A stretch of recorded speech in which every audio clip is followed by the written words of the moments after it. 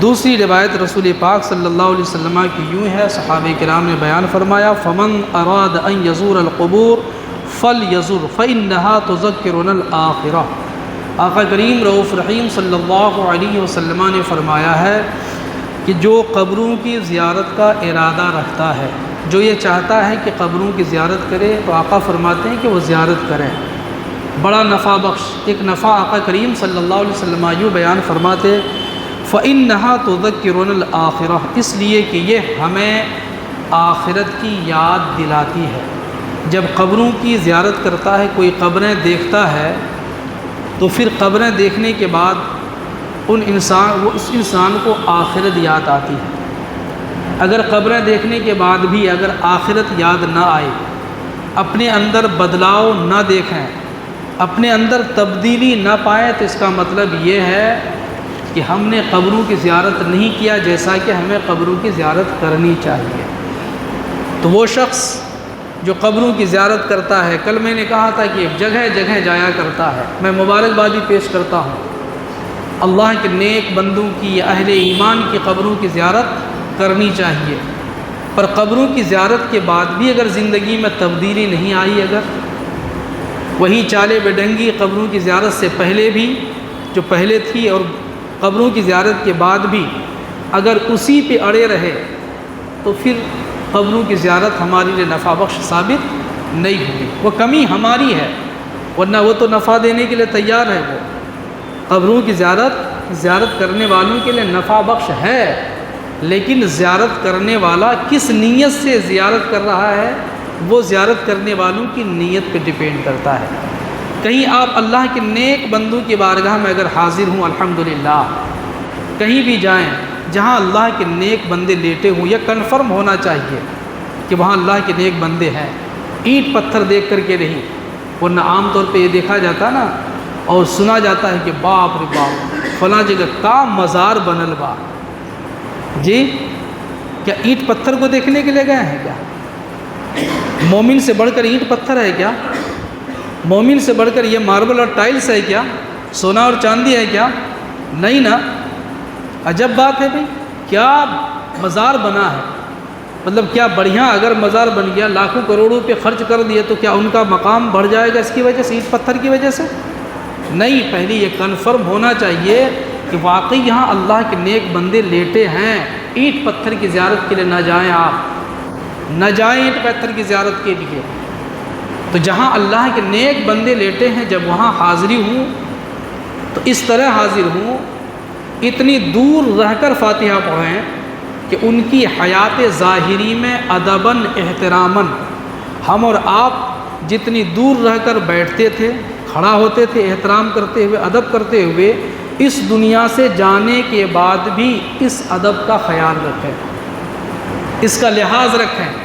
ایسا نہیں کہ اب دنیا سے تشریف لے گئے تو سر پہ سوار ہو جائیں آپ، جیسا کہ ہمارے کچھ ان پڑھ گنوار لوگ، کچھ متشددین ایسا کرتے ہیں کہ جائیں گے اپنی پیشانی رکھ دیں گے، بھائی سجدہ تعظیمی حرام ہے تو حرام ہے، عقیدت میں یہ نہیں ہے، جو چیز حرام ہے وہ عقیدت کا حصہ ہو ہی نہیں سکتا ہے، جو چیز حرام ہے وہ عقیدت کا حصہ ہو ہی نہیں سکتا ہے۔ کچھ ان پڑھ گنوار ایسا کرتے ہیں اور کہتے بھی ہیں کہ نہیں یہ تو طریقت کا معاملہ ہے۔ نہیں میرے بھائی، بنیاد شریعت ہے، اگر شریعت نہیں ہے تو دیگر درجات کا تصور نہیں کیا جا سکتا ہے۔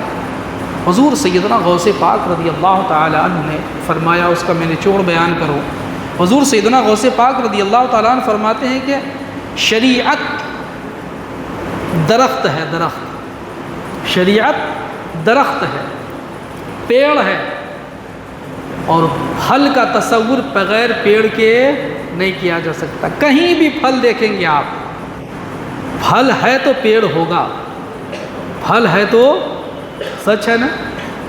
آپ نے کبھی اس کا پودا نہیں دیکھا ہے، پیڑ نہیں دیکھا ہے، لیکن یہ ضرور خیال ہے، یہ ذہن و دماغ میں ضرور بات بیٹھی ہوئی ہے کہ یہ پھل ہے تو کوئی پودا ہوگا، پھل ہے تو کوئی درخت ہوگا، پھل ہے تو کوئی پیڑ ہوگا۔ حضور سیدنا غوث پاک فرماتے ہیں کہ شریعت پیڑ ہے، طریقت اس کا پھل ہے۔ بغیر پیڑ کے، بغیر درخت کے پھل کا تصور نہیں کیا جا سکتا، ایسے ہی بغیر شریعت کے، بنا شریعت کے، شریعت چھوڑ کر، شریعت کے بغیر کوئی بھی کسی بھی درجے کا تصور، طریقت، معرفت، حقیقت کسی کا تصور نہیں کیا جا سکتا ہے۔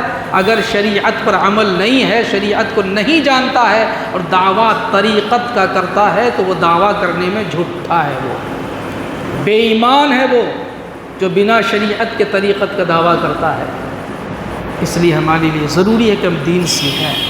اتنا دور رہ کر کے فاتحہ پڑھیے، قرآن کی جو آیتیں آپ کو یاد ہیں، درود پاک آپ کو یاد ہیں، دیگر پاکیزہ کلمات یاد ہیں آپ کے پاس، پھر رب کی بارگاہ میں دست دعا بلند کیجیے، رب سے مانگیے۔ کس سے مانگنا ہے؟ رب سے مانگنا ہے۔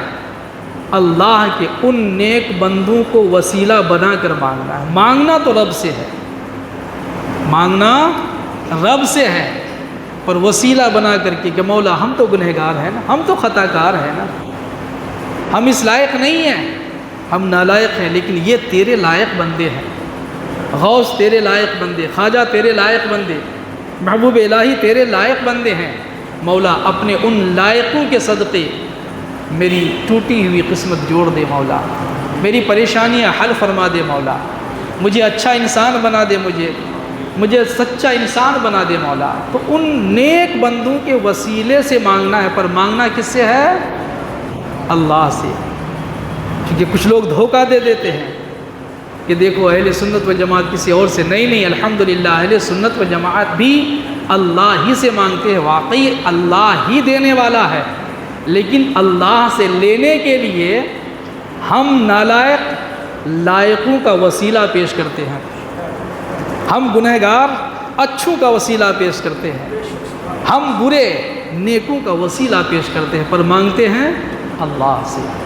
تو اللہ کے نیک بندوں کی بارگاہ میں حاضری پیش کریں، قبروں کی زیارت کریں، لیکن جو زیارت کا طریقہ ہے اس کا ضرور لاج اور لحاظ رکھیں، انشاءاللہ العزیز تو برکتیں ملیں گی۔ اللہ پاک، محبوب پاک، صاحب الاولاق صلی اللہ علیہ وسلم کی رافت و رحمت کے صدقے ہم تمام اہل ایمان، مرد عورت، بچے بوڑھوں کو دین سیکھنے کی، دین پر عمل کرنے کی توفیق سعید بخشے۔